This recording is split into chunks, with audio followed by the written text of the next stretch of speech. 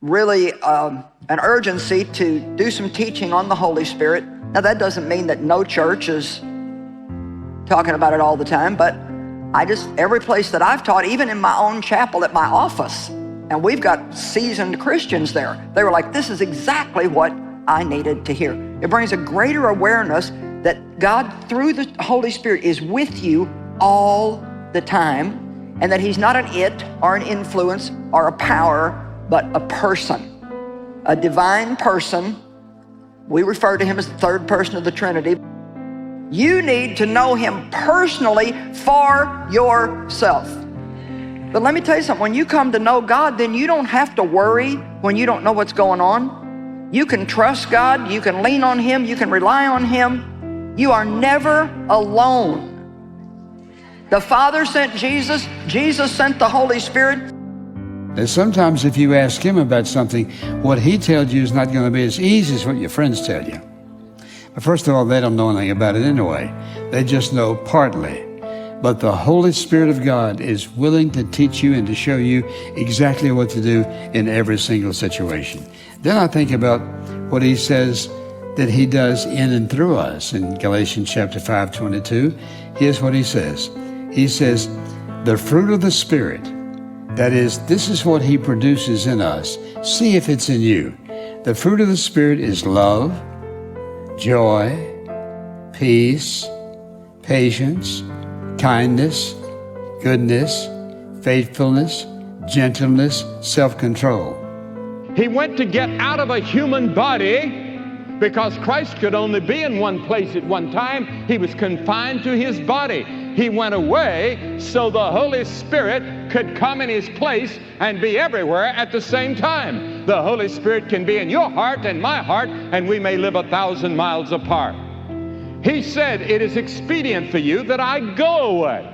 And if I go not away, the Holy Spirit will not come, He said.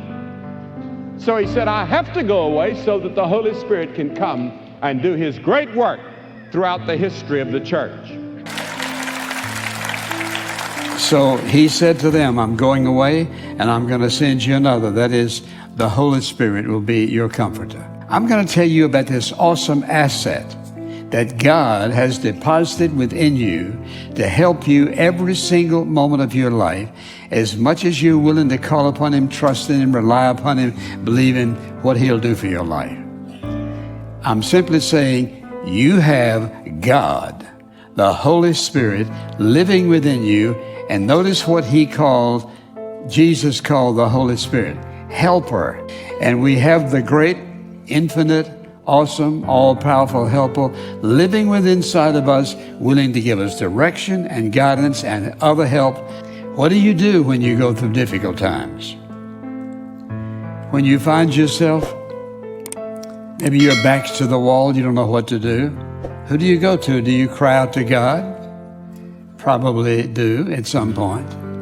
But what I want you to see is this, that God has very specifically said, I have sent you a helper. A helper is someone who's going to be there for you when you need Him. In fact, this helper is going to always be there. That's one of His responsibilities as the Holy Spirit, teaching us to help us to show us the truth. Maybe the fact that you have ignored the helper.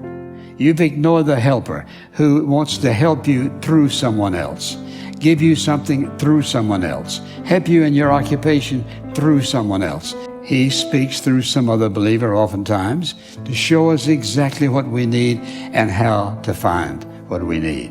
He's our helper, revealing the truth to us.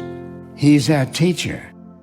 But I believe that we cannot trust that God will guide us, but that He is guiding us, even because He is our guide. So therefore, if we ask Him, guide us, and you have not because you ask not. So please ask, God, I ask you to guide me in everything that I do. And the Holy Spirit is the one that can perform that supernatural act in your heart or theirs. It can happen right now to you, wherever you are. I'm going to ask you to say yes to Christ. Receive Him into your heart. Let the Holy Spirit come in to dwell, to give you supernatural power to produce the fruit of the Spirit that is so desperately needed in your community and in your family and in your own life. you come and make this commitment in your heart. God help you to make that commitment.